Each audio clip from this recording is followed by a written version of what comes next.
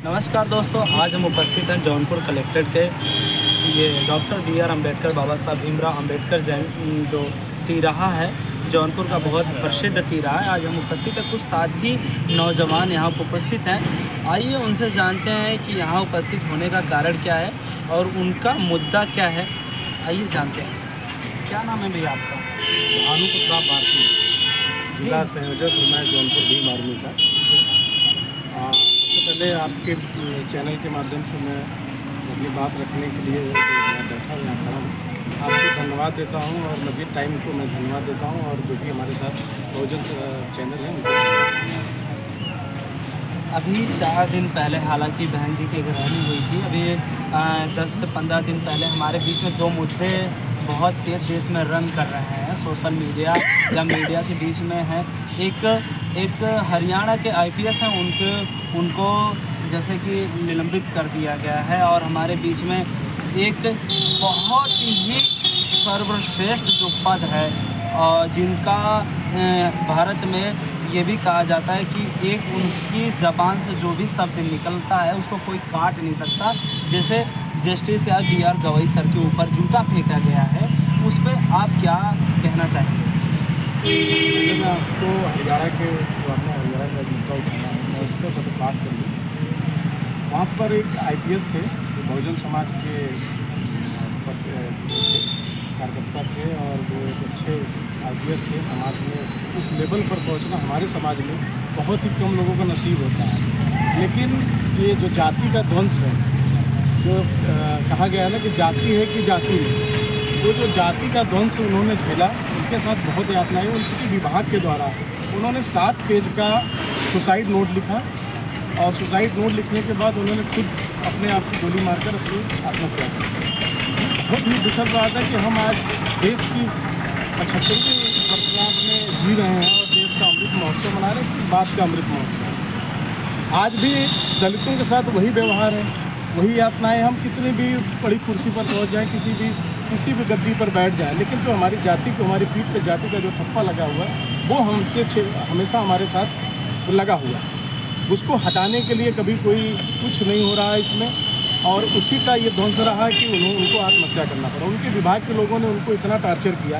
उनकी बीवी बीमार थी, उनको इलाज के लिए वो अपने बीवी को दिखाना चाह रहे थे, लेकिन उनको जाने नहीं दिया गया।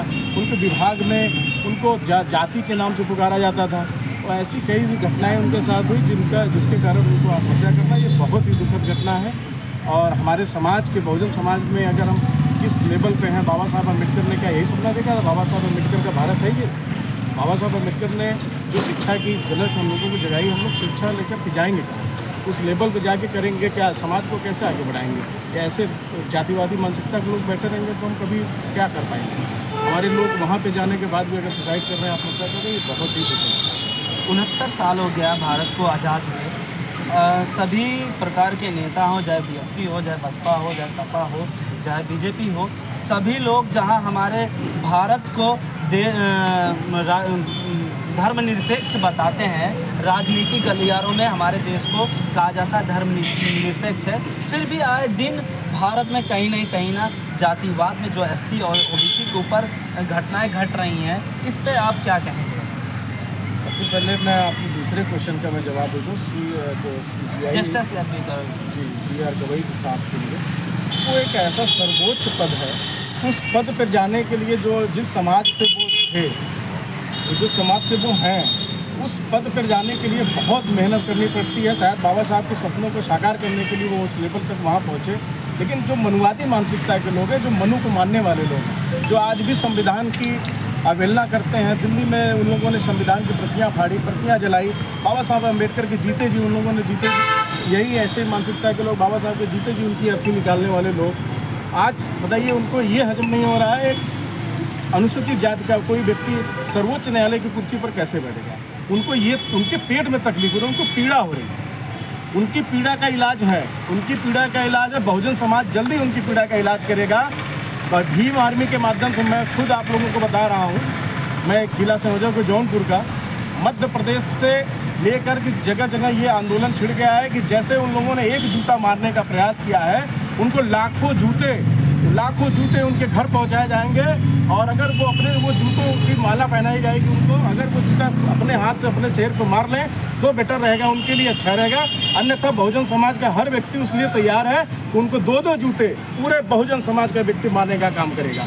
ये आंदोलन चलाया जा रहा है 2 चीज़ों के लिए चलाया है। एक ग्वालियर में जो घटना हुई थी, जो बाबा साहब की जो मिश्रा जी हैं एडवोकेट साहब, जिन्होंने बाबा साहब के शब्दों का उनका अपमान किया, उनकी हमेशा अवहेलना करते रहे, बाबा साहब को संविधान निर्माता नहीं मानते हैं, तो उनको भी उसी जूते से उनका भी स्वागत किया जाएगा।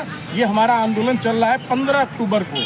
15 अक्टूबर को देश से पूरे भारत के कोने कोने से जूते और चप्पल इकट्ठा किए जा रहे हैं और उनसे स्वागत किया जाएगा उनका। जहाँ की भारत की बात करते हैं, भारत संविधान की बात करते हैं, एक व्यक्ति कोई भी किसी को गाली देता है, हमारा संविधान यह अधिकार देता है उसके ऊपर कार्रवाई की जाती है। और यहाँ पे एक सर्वश्रेष्ठ महापुरुष के ऊपर इतनी बड़ी संवेदना लगाई जा रही है, आरोप लगाया जा रहा है, अभी भी सरकार उनके तरफ कोई भी कानून का प्रक्रिया नहीं कर रही है। इस पे आप क्या कहेंगे? देखिए, सरकार उन्हीं की है। जिन लोग ये ऐसा काम कर रहे हैं वो सरकार के पले हुए लोग हैं। वो सरकार को अपनी जेब में रखते हैं वो लोग, तभी तो वो लोग ऐसा कर रहे हैं। उनके अंदर इतनी हिम्मत आ रही है वो। मगर सर, भारत तो लोकतांत्रिक देश है, सरकार के ही बदौलत नहीं चलता है, जनता की भी बदौलत चल रही है। जनता रोड पे क्यों नहीं कर रही है? सरकार भारत लोकतांत्रिक देश है, लेकिन सरकार में जो बैठे हुए जो पूंजीपति लोग, जो मनु को मानने वाले लोग हैं, ये लोग नहीं चाहते हैं कि बहुजन समाज का कोई भी व्यक्ति वो आगे बढ़े। जनता से बढ़ के सरकार हो गई है। जनता से बढ़ के बिल्कुल सरकार नहीं होगी। जनता जिस दिन चाह लेगी उस दिन तख्ता पलट हो जाएगी। आपके बगल देश में, नेपाल में, श्रीलंका में, बांग्लादेश में आपने देखा क्या क्या स्थिति रही है। वो स्थिति जेन जेड का जो मामला चल रहा है, युवाओं में वो आक्रोश है। युवाओं ने पलट कर दिखा दिया, तख्ता पलट करके। वो भारत में भी वो होगा। युवा बहुत ही आक्रोशित है और वो अपनी पूरी क्षमता के साथ लगा हुआ है इनको सबक सिखाने के लिए, और वो अपना न्याय वो खुद से ले लेगा। कहें जस्टिस बी.आर. गवई सर को जूता मारने का पीछे का कारण, जहां तक कि जनता में, सोशल मीडिया में ये बात पड़ रही है कि जस्टिस बी.आर. गवई सर ने कहा था कि जाओ अपने विष्णु से हक अधिकार मांगो। कहीं ना कहीं उन लोगों का कहना है कि इसके वजह से हमने जूता फेंका था। अच्छा, बताइए, आप धर्म में आप धर्म की बात करते हैं, अगर उन्होंने कहा तो क्या गलत है? जिस धर्म से आप जुड़े हुए हैं, आप उनके आश्रित में पूरे धर्म का प्रचार करते हैं। आप अगर उनको अपना देवता मानते हैं, जो भी मानते हैं, जो भी आपकी अपनी आस्था हो, हम किसी धर्म के विरोधी नहीं हैं, न किसी की आस्था को हम खिलवाड़ तकलीफ पहुंचाना चाहते हैं। लेकिन उन्होंने सही तो कहा कि अगर आप किसी विष्णु की बात कर रहे हैं तो आप विष्णु से कह दो कि वो अपना काम कर लें। उन्होंने क्या गलत कहा? उन्होंने गलत कुछ नहीं कहा। अगर आप धर्म को मानते हैं तो आप धर्म के, भाई वो कानून के हिसाब से चलेंगे ना। वो संविधान को मानने वाले लोग हैं तो संविधान के हिसाब से चलेंगे। उन्होंने गलत कुछ नहीं कहा। मैं तो उनकी बात का समर्थन करता हूँ। कहीं ना कहीं ये भी देखा जाता है